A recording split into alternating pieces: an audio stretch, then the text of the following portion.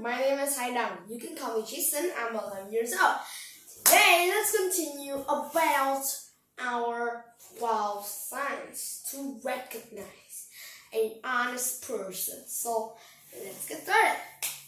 Well, today, we're going to continue with tip number 5, social trust.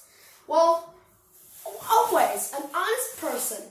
Have you always been trying to look for a friend, a good friend of that honest person? Well, if they're good at keeping secrets, good at something like that, you may ask their good friends that, are they trustworthy? So, how do we do this? Because we are social trusting some other random people. But how do we know?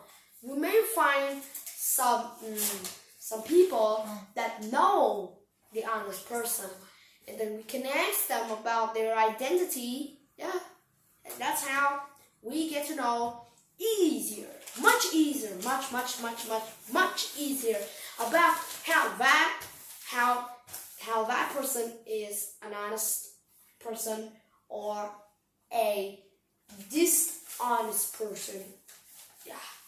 So let me say here something, because when I tell you that it's easy, because many people will try to do this way, but not in these situations like that. Some situations may be like when you try to ask someone, but it's not their time. It's not what they're trying to, they're working, but then you ask them randomly.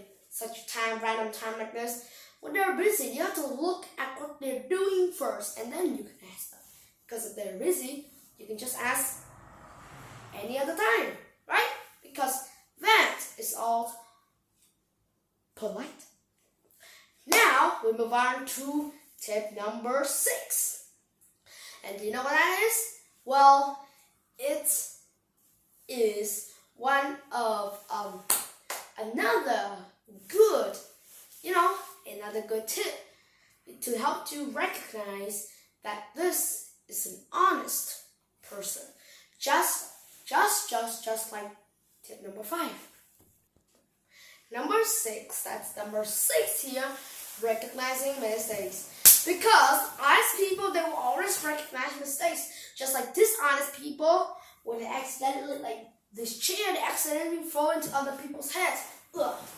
And they say, it's not my fault, it's clearly his or her. They clearly blame. But when something hits the head and say, oh, I'm sorry for that, it was an accident, or maybe I wanted to hit my friend, yes, I did on purpose, but I was just an accident, sorry.